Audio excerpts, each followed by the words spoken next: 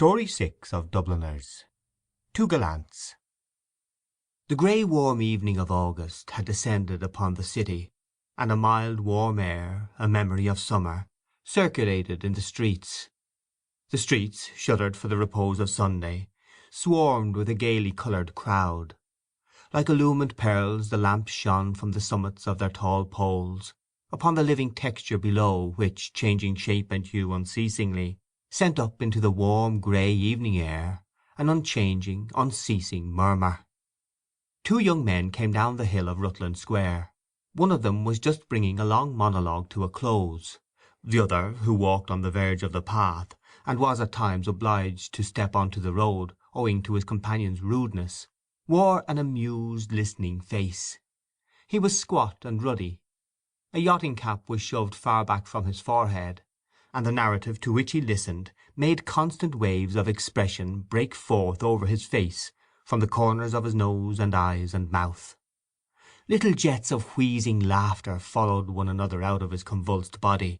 His eyes, twinkling with cunning enjoyment, glanced at every moment towards his companion's face. Once or twice he rearranged the light waterproof which he had slung over one shoulder in toreador fashion. His breeches, his white rubber shoes, and his jauntily slung waterproof expressed youth, but his figure fell into rotundity at the waist. His hair was scant and grey, and his face, when the waves of expression had passed over it, had a ravaged look. When he was quite sure that the narrative had ended, he laughed noiselessly for fully half a minute. Then he said, "Well, that takes the biscuit."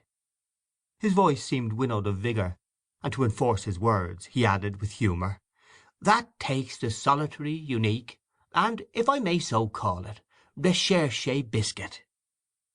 He became serious and silent when he had said this. His tongue was tired, for he had been talking all the afternoon in a public-house in Dorset Street.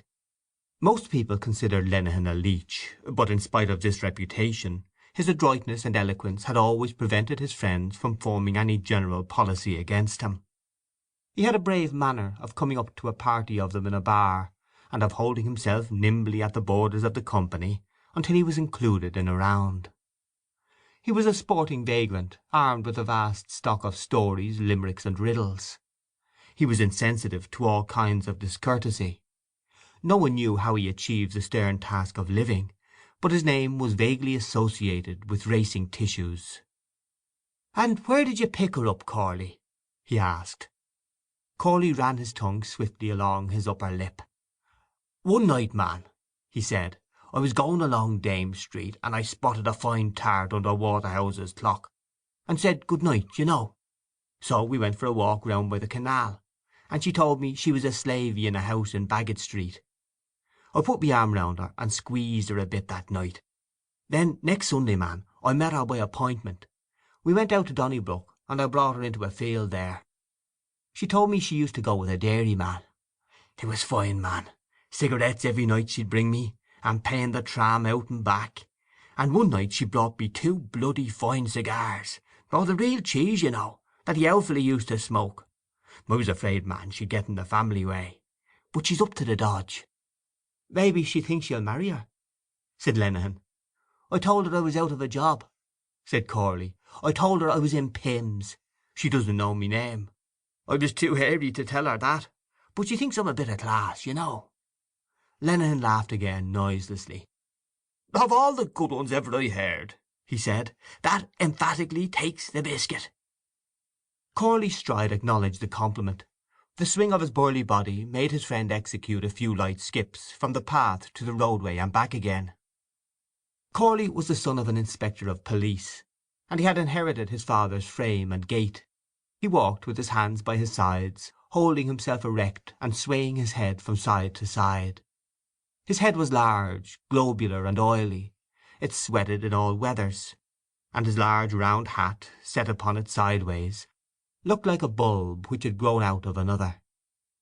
He always stared straight before him, as if he were on parade, and when he wished to gaze after someone in the street, it was necessary for him to move his body from the hips. At present he was about town. Whenever any job was vacant, a friend was always ready to give him the hard word. He was often to be seen walking with policemen in plain clothes, talking earnestly. He knew the inner side of all affairs, and was fond of delivering final judgments. He spoke without listening to the speech of his companions. His conversation was mainly about himself, what he had said to such a person, and what such a person had said to him, and what he had said to settle the matter. When he reported these dialogues he aspirated the first letter of his name, after the manner of Florentines. Lenehan offered his friend a cigarette. As the two young men walked on through the crowd, Corley occasionally turned to smile at some of the passing girls, but Lenehan's gaze was fixed on the large, faint moon, circled with a double halo. He watched earnestly the passing of the grey web of twilight across its face. At length he said, "Well, tell me, Corley, I suppose you'll be able to pull it off all right, eh?" Corley closed one eye expressively as an answer. "Is she game for that?" asked Lenehan dubiously. "You can never know women." "She's all right," said Corley. "I know the way to get around her, man. She's a bit gone on me." "You're what I call a gay Lothario," said Lenehan, "and the proper kind of Lothario too." A shade of mockery relieved the servility of his manner. To save himself he had a habit of leaving his flattery open to the interpretation of raillery. But Corley had not a subtle mind. "There's nothing to touch a good slavey," he affirmed. "Take my tip for it." "By one who has tried them all," said Lenehan. "First I used to go with girls, you know," said Corley, unbosoming. "Girls off the South Circular. I used to take them out, man, on the tram somewhere, and pay the tram, or take them to a band or a play at the theatre, or buy them chocolate and sweets or something that way. I used to spend money on them right enough," he added, in a convincing tone, as if he was conscious of being disbelieved. But Lenehan could well believe it. He nodded gravely.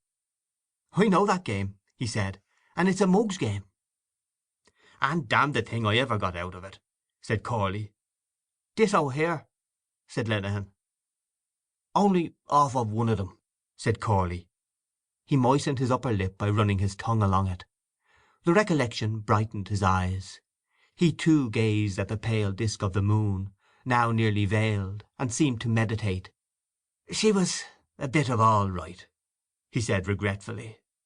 He was silent again. Then he added, "She's on the turf now. I saw her driving down Earl Street one night with two fellas with her on a car." "I suppose that's your doing?" said Lenehan. "There was others at her before me," said Corley philosophically. This time Lenehan was inclined to disbelieve. He shook his head to and fro and smiled. "You know you can't kid me, Corley," he said. "Honest to God," said Corley. "Didn't she tell me herself?" Lenehan made a tragic gesture. "Base betrayer," he said. As they passed along the railings of Trinity College, Lenehan skipped out into the road and peered up at the clock. 20 after, he said. "Time enough," said Corley. "She'll be there all right. I always let her wait a bit." Lenehan laughed quietly. "Ecod, Corley, you know how to take them," he said. "I'm up to all the little tricks," Corley confessed. "But tell me," said Lenehan again, "are you sure you can bring it off all right? You know, it's a ticklish job. They're damned close on that point, eh, what?" His bright small eyes searched his companion's face for reassurance. Corley swung his head to and fro, as if to toss aside an insistent insect, and his brows gathered. "I'll pull it off," he said. "Leave it to me, can't you?" Lenehan said no more. He did not wish to ruffle his friend's temper, to be sent to the devil, and told that his advice was not wanted. A little tact was necessary. But Corley's brow was soon smooth again. His thoughts were running another way. "She's a fine decent tart," he said with appreciation. "That's what she is." They walked along Nassau Street, and then turned into Kildare Street. Not far from the porch of the club a harpist stood in the roadway, playing to a little ring of listeners. He plucked at the wires heedlessly, glancing quickly from time to time at the face of each newcomer, and from time to time wearily also at the sky. His harp, too, heedless that her coverings had fallen about her knees, seemed weary alike of the eyes of strangers and of her master's hands. One hand played in the bass the melody of Silent Omoil, while the other hand careered in the treble after each group of notes. The notes of the air sounded deep and full. The two young men walked up the street without speaking, the mournful music following them. When they reached Stephen's Green they crossed the road. Here the noise of trams, the lights, and the crowd released them from their silence. "There she is," said Corley. At the corner of Hume Street a young woman was standing. She wore a blue dress and a white sailor hat. She stood on the curbstone, swinging a sunshade in one hand. Lenehan grew lively. "Let's have a look at her, Corley," he said.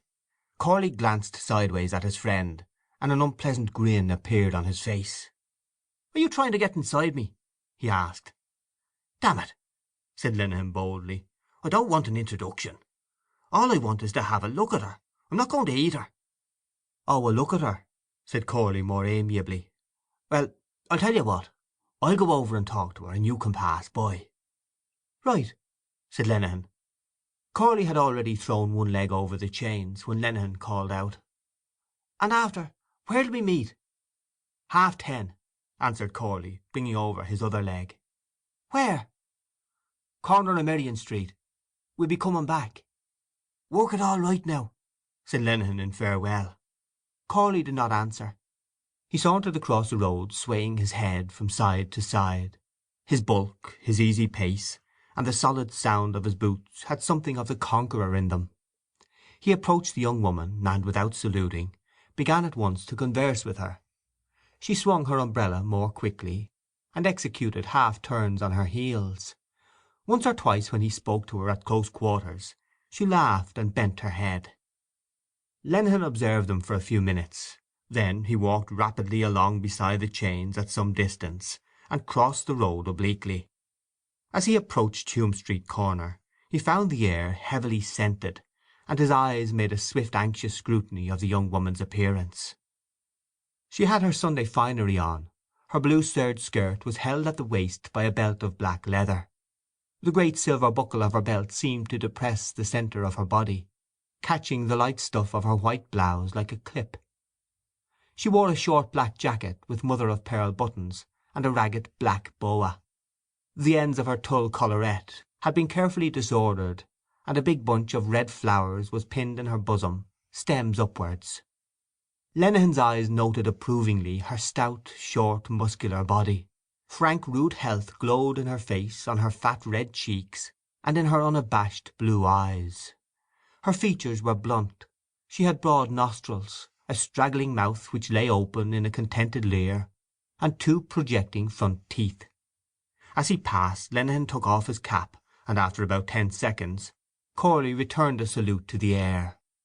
This he did by raising his hand vaguely, and pensively changing the angle of position of his hat. Lenehan walked as far as the Shelburne Hotel, where he halted and waited. After waiting for a little time he saw them coming towards him, and, when they turned to the right, he followed them, stepping lightly in his white shoes down one side of Merrion Square. As he walked on slowly, timing his pace to theirs, he watched Corley's head, which turned at every moment towards the young woman's face like a big ball revolving on a pivot. He kept the pair in view until he had seen them climbing the stairs of the Donnybrook tram. Then he turned about and went back the way he had come. Now that he was alone his face looked older. His gaiety seemed to forsake him, and as he came by the railings of the Duke's lawn he allowed his hand to run along them. The air which the harpist had played began to control his movements. His softly padded feet played the melody, while his fingers swept a scale of variations idly along the railings after each group of notes. He walked listlessly round Stephen's Green, and then down Grafton Street. Though his eyes took note of many elements of the crowds through which he had passed, they did so morosely. He found trivial all that was meant to charm him, and did not answer the glances which invited him to be bold. He knew that he would have to speak a great deal, to invent and to amuse, and his brain and throat were too dry for such a task. The problem of how he could pass the hours till he met Corley again troubled him a little. He could think of no way of passing them but to keep on walking. He turned to the left when he came to the corner of Rutland Square, and felt more at ease in the dark, quiet street the sombre look of which suited his mood. He paused at last before the window of a poor-looking shop, over which the words "Refreshment Bar" were printed in white letters. On the glass of the window were two flying inscriptions, "Ginger Beer" and "Ginger Ale." A cut ham was exposed on a great blue dish, while near it, on a plate, lay a segment of very light plum pudding. He eyed this food earnestly for some time, and then, after glancing warily up and down the street, went into the shop quickly. He was hungry, for except some biscuits which he had asked two grudging curates to bring him, he had eaten nothing since breakfast time. He sat down at an uncovered wooden table opposite two work-girls and a mechanic. A slatternly girl waited on him. "How much is a plate of peas?" he asked. "Three halfpence, sir," said the girl. "Bring me a plate of peas," he said, "and a bottle of ginger beer." He spoke roughly in order to belie his air of gentility, for his entry had been followed by a pause of talk. His face was heated. To appear natural he pushed his cap back on his head and planted his elbows on the table. The mechanic and the two work-girls examined him point by point before resuming their conversation in a subdued voice. The girl brought him a plate of grocer's hot peas, seasoned with pepper and vinegar, a fork, and his ginger beer. He ate his food greedily, and found it so good that he made a note of the shop mentally. When he had eaten all the peas he sipped his ginger beer, and sat for some time thinking of Corley's adventure. In his imagination he beheld the pair of lovers walking along some dark road. He heard Corley's voice in deep energetic gallantries, and saw again the leer of the young woman's mouth. This vision made him feel keenly his own poverty of purse and spirit. He was tired of knocking about, of pulling the devil by the tail, of shifts and intrigues. He would be 31 in November. Would he never get a good job? Would he never have a home of his own? He thought how pleasant it would be to have a warm fire to sit by, and a good dinner to sit down to. He had walked the streets long enough with friends and with girls. He knew what those friends were worth. He knew the girls too. Experience had embittered his heart against the world, but all hope had not left him. He felt better after having eaten than he had felt before, less weary of his life, less vanquished in spirit. He might yet be able to settle down in some snug corner and live happily, if he could only come across some good simple-minded girl, with a little of the ready. He paid twopence halfpenny to the slatternly girl, and went out of the shop to begin his wandering again. He went into Capel Street, and walked along towards the City Hall. Then he turned into Dame Street. At the corner of George's Street he met two friends of his, and stopped to converse with them. He was glad that he could rest from all his walking. His friends asked him had he seen Corley, and what was the latest. He replied that he had spent the day with Corley. His friends talked very little. They looked vacantly after some figures in the crowd, and sometimes made a critical remark. One said that he had seen Mac an hour before in Westmoreland Street. At this Lenehan said that he had been with Mac the night before in Egan's. The young man who had seen Mac in Westmoreland Street asked was it true that Mac had won a bit over a billiard match. Lenehan did not know. He said that Holohan had stood them drinks in Egan's. He left his friends at 9:45 and went up George's Street. He turned to the left at the city markets, and walked on into Grafton Street. The crowd of girls and young men had thinned, and on his way up the street he heard many groups and couples bidding one another good night. He went as far as the clock of the College of Surgeons. It was on the stroke of 10. He set off briskly along the northern side of the green, hurrying for fear Corley should return too soon. When he reached the corner of Merrion Street he took his stand in the shadow of a lamp, and brought out one of the cigarettes which he had reserved, and lit it. He leaned against the lamp-post, and kept his gaze fixed on the part from which he expected to see Corley and the young woman return. His mind became active again. He wondered had Corley managed it successfully. He wondered if he had asked her yet, or if he would leave it to the last.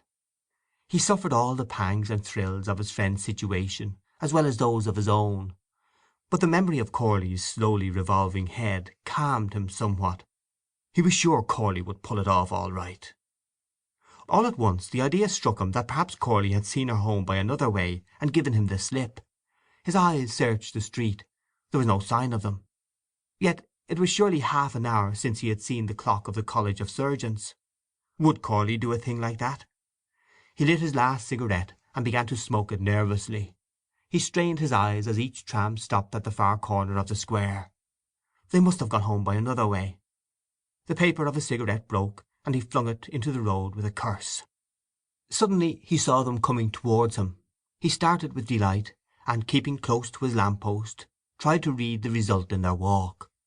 They were walking quickly, the young woman taking quick short steps, while Corley kept beside her with his long stride. They did not seem to be speaking. An intimation of the result pricked him like the point of a sharp instrument. He knew Corley would fail. He knew it was no go. They turned down Baggot Street, and he followed them at once, taking the other footpath. When they stopped, he stopped too. They talked for a few moments, and then the young woman went down the steps into the area of a house. Corley remained standing at the edge of the path, a little distant from the front steps. Some minutes passed. Then the hall door was opened slowly and cautiously. A woman came running down the front steps and coughed. Corley turned and went towards her. His broad figure hid hers from view for a few seconds, and then she reappeared running up the steps. The door closed on her, and Corley began to walk swiftly towards Stephen's Green. Lenehan hurried on in the same direction. Some drops of light rain fell. He took them as a warning, and, glancing back towards the house which the young woman had entered, to see that he was not observed, he ran eagerly across the road. Anxiety and his swift run made him pant. He called out, "Hello! Corley!" Corley turned his head to see who had called him, and then continued walking as before. Lenehan ran after him, settling the waterproof on his shoulders with one hand. "Hello! Corley!" he cried again. He came level with his friend, and looked keenly in his face. He could see nothing there. "Well," he said, "did it come off?" They had reached the corner of Ely Place. Still without answering, Corley swerved to the left and went up the side street. His features were composed in stern calm. Lenehan kept up with his friend, breathing uneasily. He was baffled, and a note of menace pierced through his voice. "Can't you tell us?" he said. "Did you try her?" Corley halted at the first lamp, and stared grimly before him. Then, with a grave gesture, he extended a hand towards the light, and, smiling, opened it slowly to the gaze of his disciple. A small gold coin shone in the palm. End of Story 6. Two Gallants.